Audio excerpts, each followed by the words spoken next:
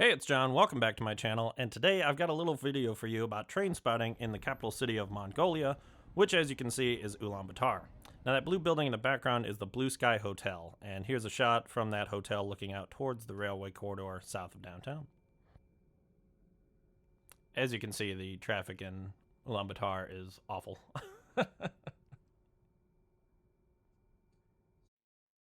Now, the only passenger trains in Mongolia are intercity trains. There's no trams or anything like that, even though that would definitely help ease the horrible congestion.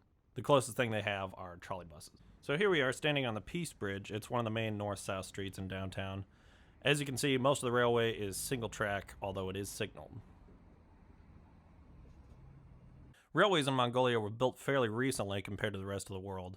The vast majority of the network was built by the Soviet Union, with the first line opening in 1938.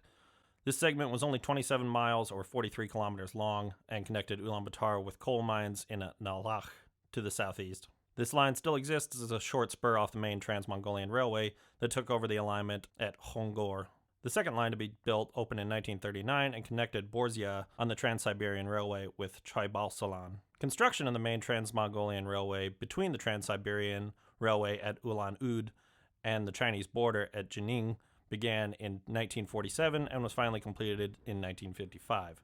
Moving freight across Mongolia between China and Russia has always been the main function of the railway, but the vast majority of Mongolia's domestic freight is also hauled by rail.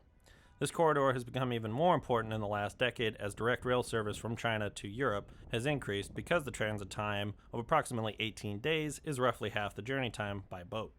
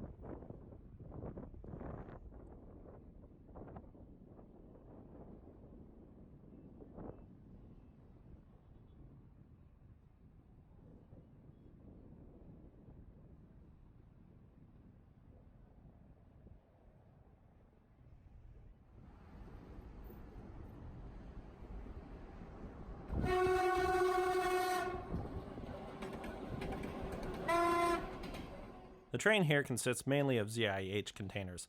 This stands for Zhengzhou International Hub. Zhengzhou is a city centrally located in China, and these containers are likely headed to Europe. These services operate 3 times a week and run to a city in Poland and Hamburg and Duisburg in Germany. Wagons on these trains must change bogies at the Chinese border because China's rail network is standard gauge 1435 millimeters and the former Soviet network is 1520 millimeters.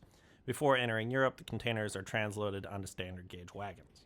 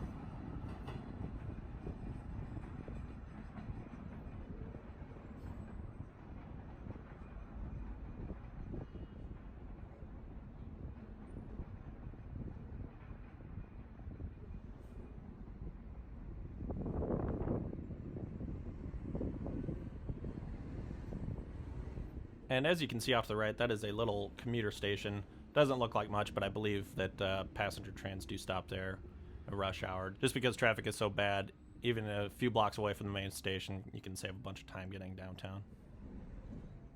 So it's kind of interesting looking at the rear of this train.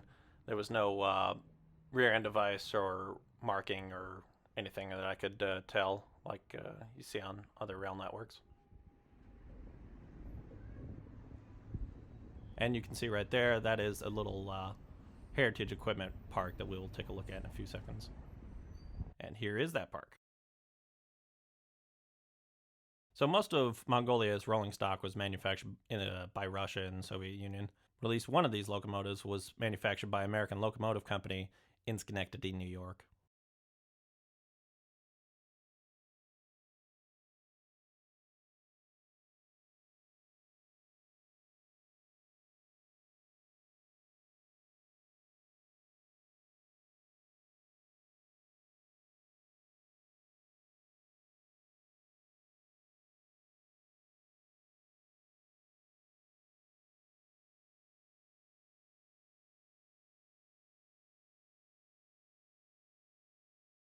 And as you can see in the background there, new high-rise apartment buildings are going up all over the city as people move from the country and kind of abandon their nomadic lifestyle and look for employment opportunities in the city.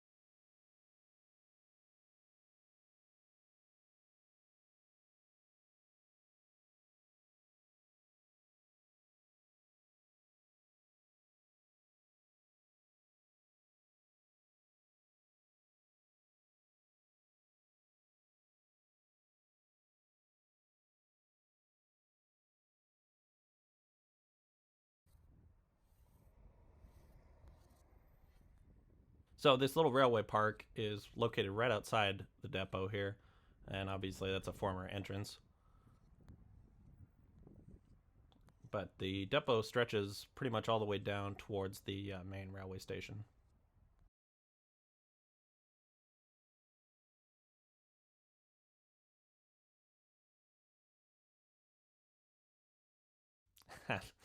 That's a great old sign. You don't see too many signs like that outside railway depots. Mongolians are very proud of their nomadic tradition, and they love horses. There's horses incorporated into most logos and that kind of thing, including the current Mongolian Railways logo.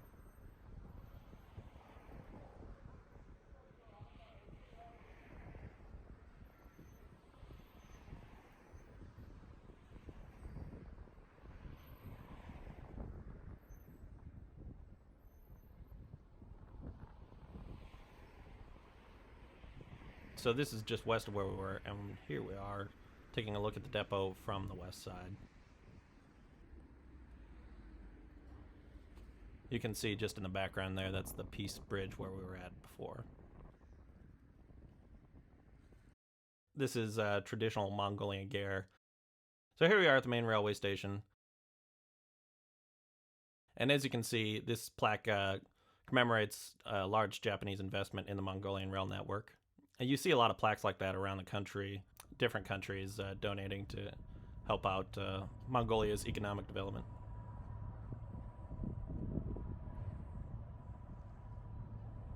So here's a little maintenance away train. Looks like a couple of cranes, probably used for picking up sleepers along the right of way and perhaps even lifting rail with those cranes.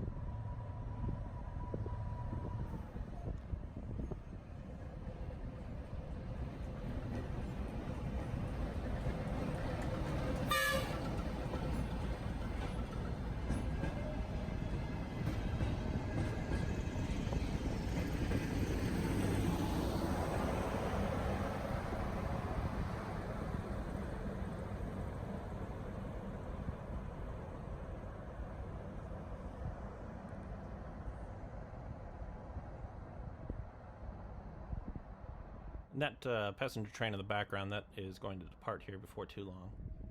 So these platforms are actually really nice, and as you can see, there's a high-level platform there in the background, and we're standing on one of the two low-level platforms.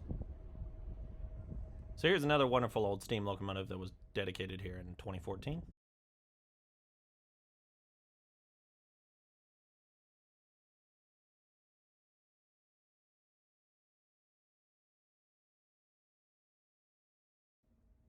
And here that passenger train is about to depart westbound towards Ulaanbaatar at the Russian border.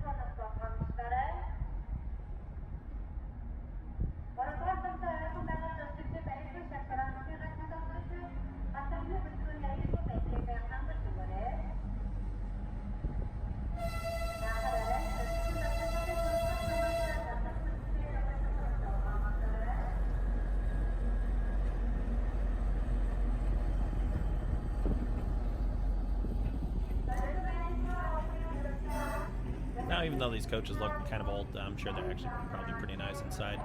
We didn't actually ride any trains in Mongolia, but next time I visit the country, I'm definitely going to have to. It'd be neat to ride from China all the way up to the Trans-Siberian network and then ride along that someday.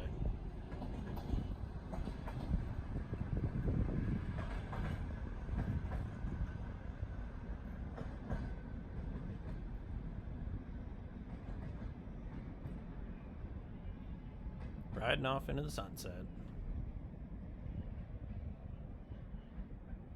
So you can see that little grain facility on the left. Those silos look just like they do in America. It's kind of neat seeing stuff that in some ways, you know, the country looks so different, and in some ways looks pretty similar. So anyway, here's I believe railway administration offices, and this is looking on the inside of the station, and as you can see, it's a beautiful station. I did a wonderful job remodeling it. There's the old Mongolian Railways logo. And here's the main passenger waiting area.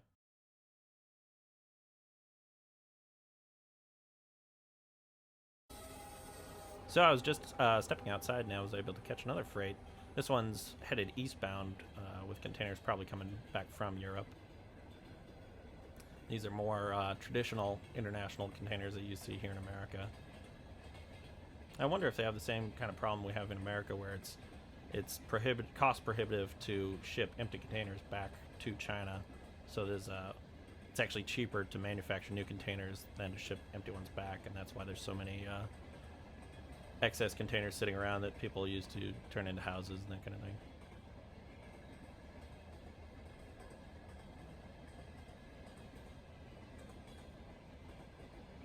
But it's also interesting, I mean, aside from the rail cars looking different, this could be a stack train anywhere in America that with these Costco containers and that kind of thing. OOCL.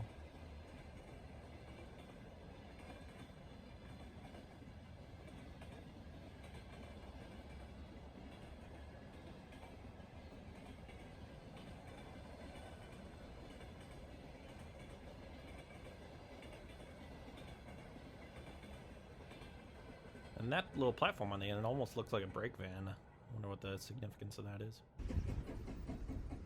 So here we are outside the main station again, and turning around, there's a little memorial with the old Mongolian Railways logo on it. But anyway, thanks a lot for watching my video. If you liked it, hit that like button, subscribe, and I will see you all soon.